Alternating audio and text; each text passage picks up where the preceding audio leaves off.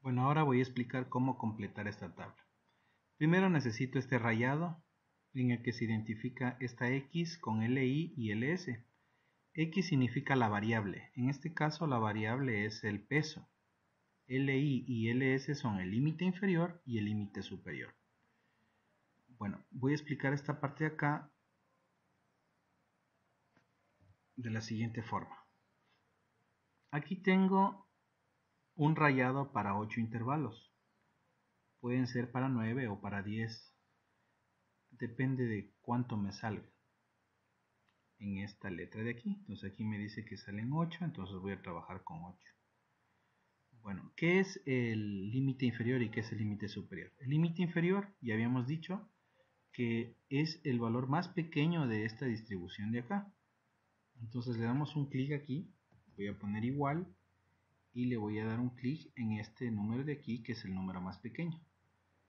Este número de aquí necesito que esté con seguridad, por tanto voy a ubicarle un signo de dólar antes y después de la letra. Le damos un enter. Ahora necesito el límite superior y el límite superior también lo tengo ya calculado y es este valor de aquí. Asimismo necesito que esté con seguridad, le pongo un signo de dólar antes y después. Bueno, pero ¿qué significan estos números? Significan los dos números que van a contener a un grupo de números más pequeños que sean valores que entren entre estos dos extremos. Necesito un número o muchos números o los números que se encuentren aquí que cumplan con esta condición, que sean más grandes que 59.7 y que sean más pequeños que 63.7. Un número que cumpla con esto, vamos a buscarlo por aquí.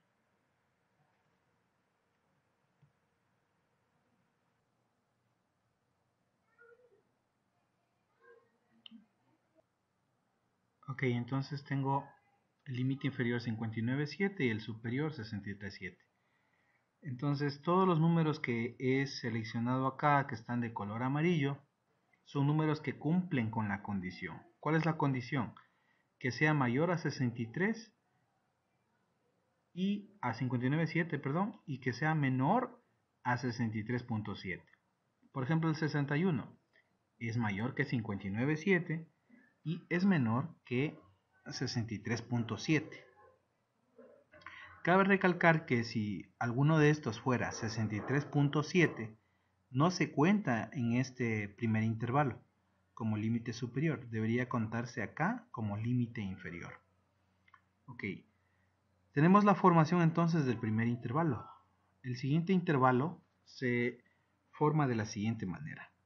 Le damos un clic aquí al límite superior y ahora el límite inferior del segundo intervalo es el límite superior del intervalo 1. En otras palabras, lo único que hacemos es que el límite superior del intervalo anterior sea el límite inferior del intervalo posterior. Ahora, como vemos aquí, de 59.7 a 63.7 hay un ancho de 4 números.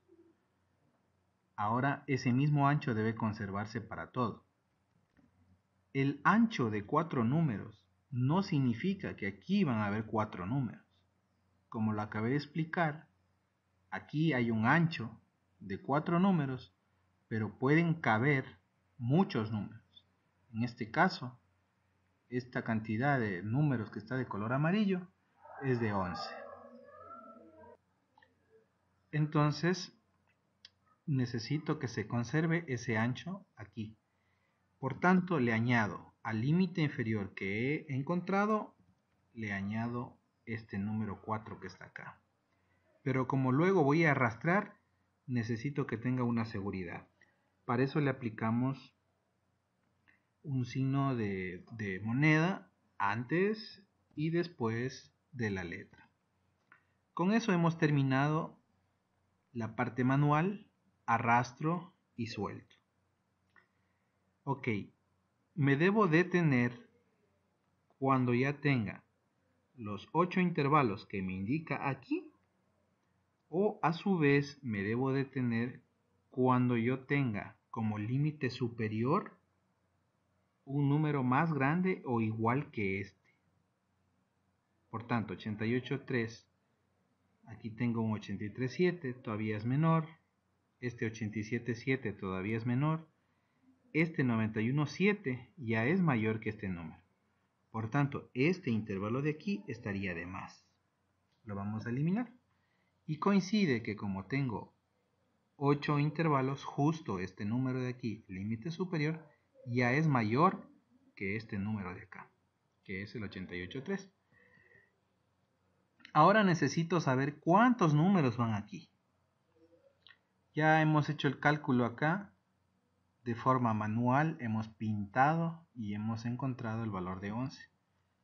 Pero la idea de hacer el trabajo en Excel es que Excel lo haga automáticamente, no nosotros estar escribiendo aquí los valores. Eso lo hacemos con esta función que les voy a presentar aquí. Esta es una función que hace el conteo. Miren lo que dice aquí, contar si conjunto. Significa esto que va a contar en este conjunto de datos, ¿sí? En este conjunto de datos, todos los números que sean mayores o iguales al límite inferior. Es decir, aquí me va a contar cuántos números son mayores o iguales que este número. Va a contar en este conjunto cuántos cumplen con esa condición. Y también que cumplan con la condición de que ese número sea menor a este número de acá. Por eso dice aquí, menor al límite superior y mayor o igual al límite inferior. Y esto que dice rango, esto que está aquí de rojo, se refiere a este conjunto de datos de acá. Entonces vamos a ir llenando poco a poco esto. Vamos a ir entendiendo. Igual contar si conjunto va a ir lo mismo. En vez de rango va el nombre de lo que le he puesto acá. Yo le puse CD. El límite inferior del primer intervalo es 59.7. Esto va a ser CD y este límite superior es el 63.7. Pero lo que vamos a poner es el nombre de la celda. Entonces aquí tengo 59.7. Esta celda se llama H17. Aquí tengo 63.7 y esta celda se llama I17. Eso lo hago de la siguiente manera. Igual, ya, contar si conjunto, CD es el nombre del rango que tenemos acá, H17 es el límite inferior, CD es el nombre del conjunto de datos y el I17 es el número que corresponde al límite superior.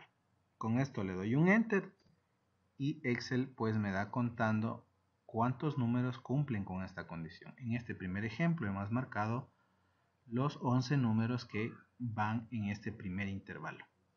Entonces en el chat que vamos a hacer yo le voy a hacer una pregunta media quisquillosa. Le voy a decir que en la tabla que le mando, o que le envío, usted me seleccione cuáles son los números que corresponden a este intervalo. Por ejemplo, aquí le he dicho cuáles son los números que corresponden al intervalo 1. Entonces ya los he marcado y he dicho que son 11. Bueno, simplemente ahora vemos que cuando le doy un clic se hace un cuadrito negro.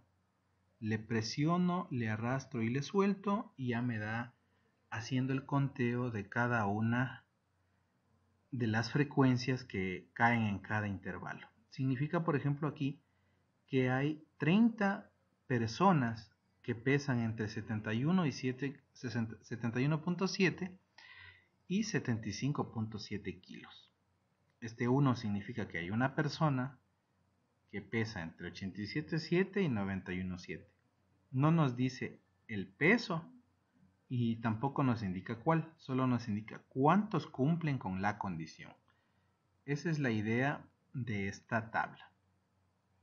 Para sacar este 100 simplemente le pueden dar clic en autosuma o simplemente pueden digitar igual, escriben suma, le dan clic aquí seleccionan el conjunto de datos y le dan un enter.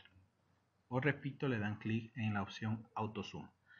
Con esto hemos terminado el tutorial de cómo formar las tablas con distribución de frecuencia.